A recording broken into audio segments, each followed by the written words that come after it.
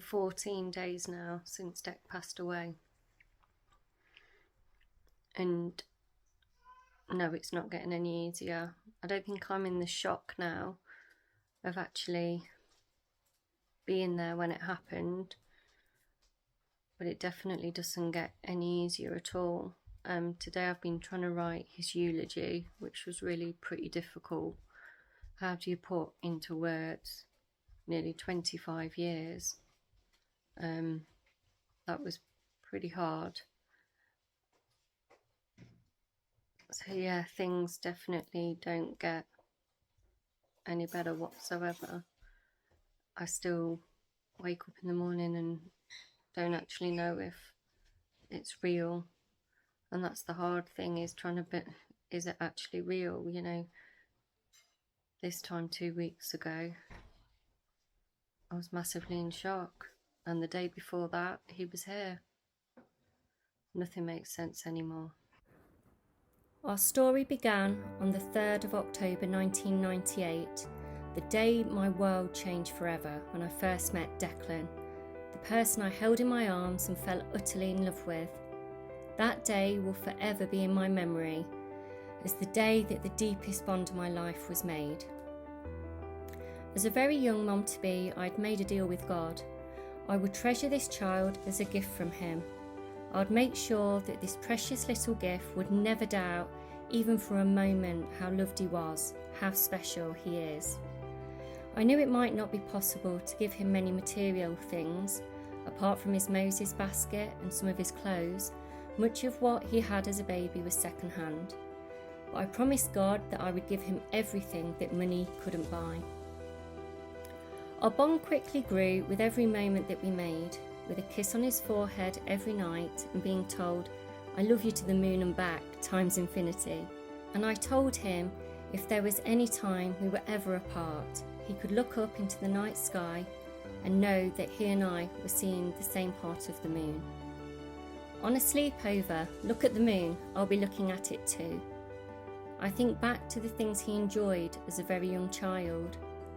Programs like Bob the Builder and the Tweenies, and before anything else, the start of his lifelong love of cars.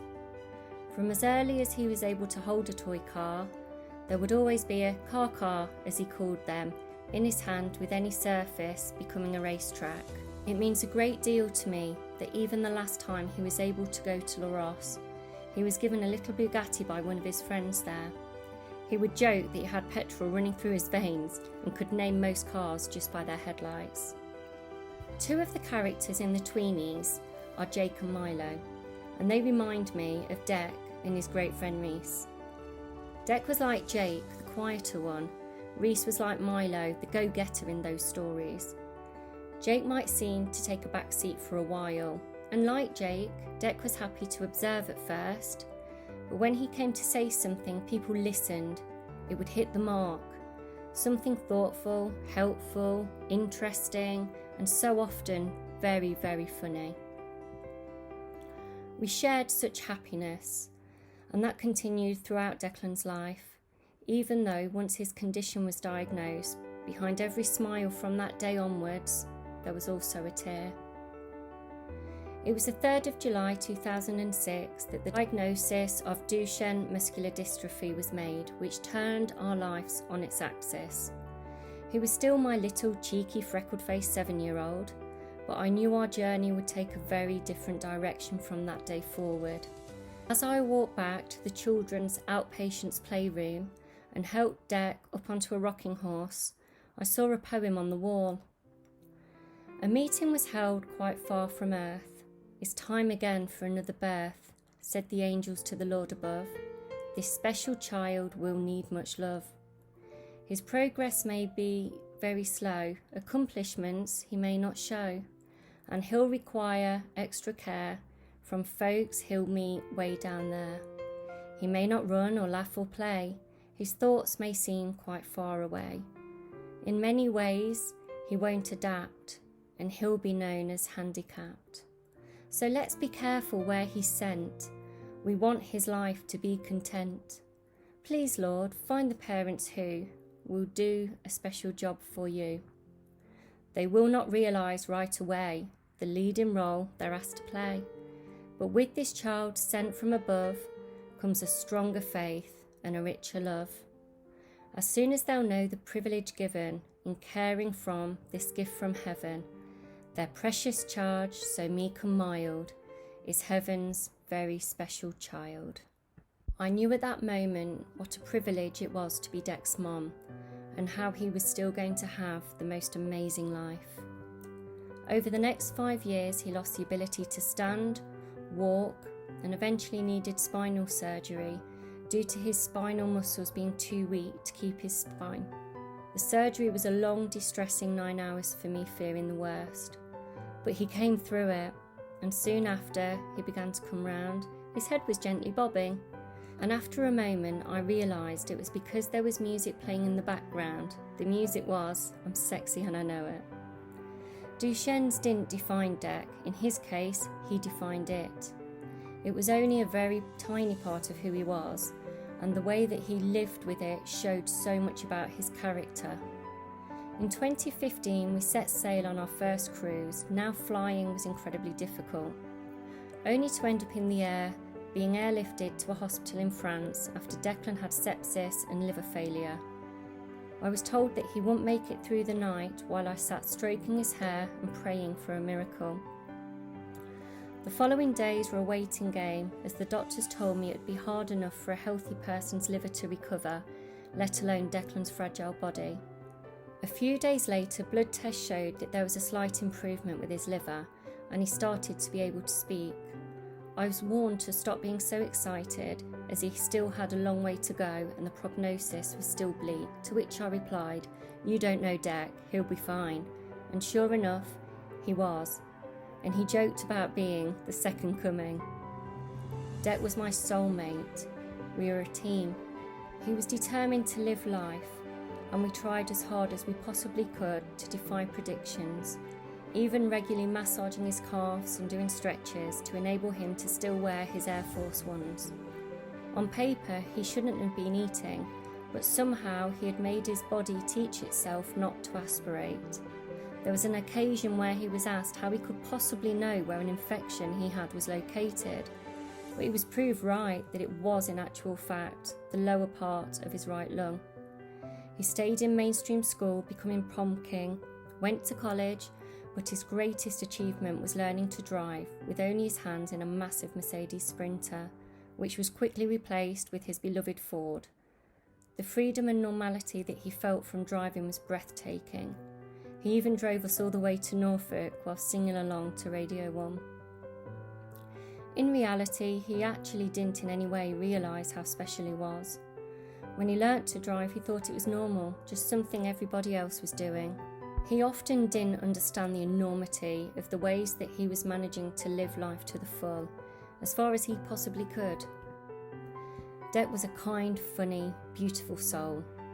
One of his close friends aiming to pass her driving test was inspired because knowing Declan made her just want to really go for it all the more, and gave her a way to meet up with him more regularly, as being with Dec made her feel safe and unjudged. Often suffering so much, he would still be thinking of others. In recent weeks, it upset him that he couldn't text his friends very much. He worried that they would be distressed as what it might mean if they weren't hearing from him.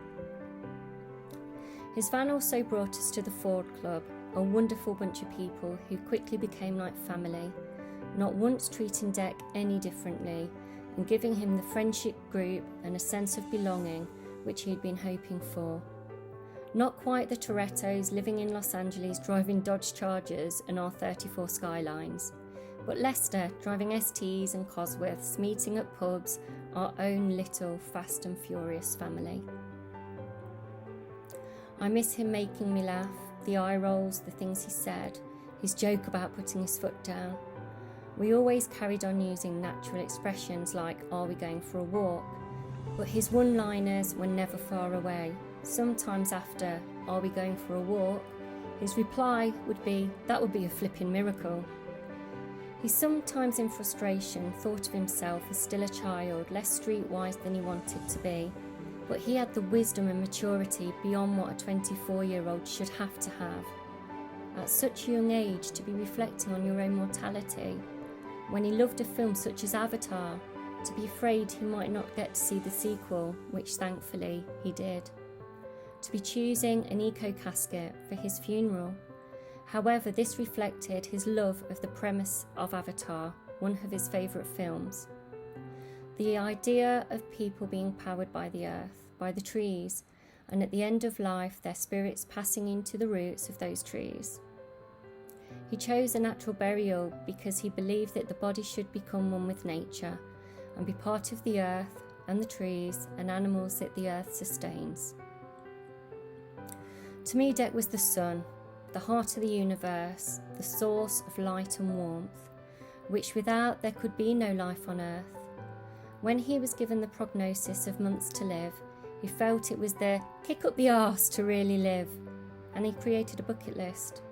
The top of his list was to have a hot chocolate by the Eiffel Tower, something he unfortunately never managed to do, but I will do this for you on your birthday, darling, with your spirit by my side. However, what he did manage to do before he became too poorly was to be rich for a day, which included a personal shopping experience at Selfridges, with his final purchase being his only choice of footwear, Nike Air Force Ones, yet another colour for the collection.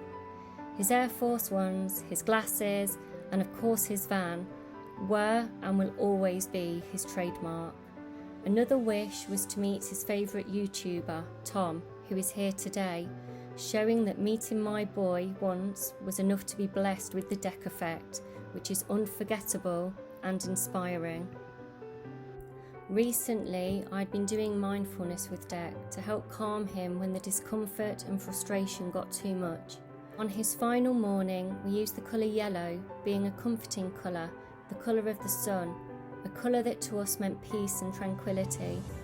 We imagined this colour running through his body, trickling around every fibre of his brain, to his arms, his heart, his lungs, right through to his toes, that as the yellow flew through his body, he would feel peace, comfort, and allow his body to relax. I take some peace in knowing that this thought was helping him on his final day with me.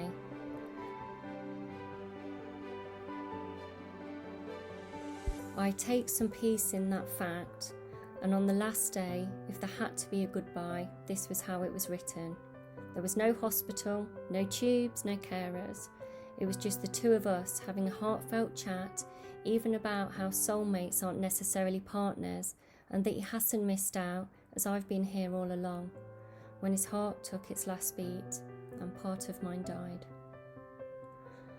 One last car journey, our conversations, music playing, my hand on his right leg. He wasn't scared.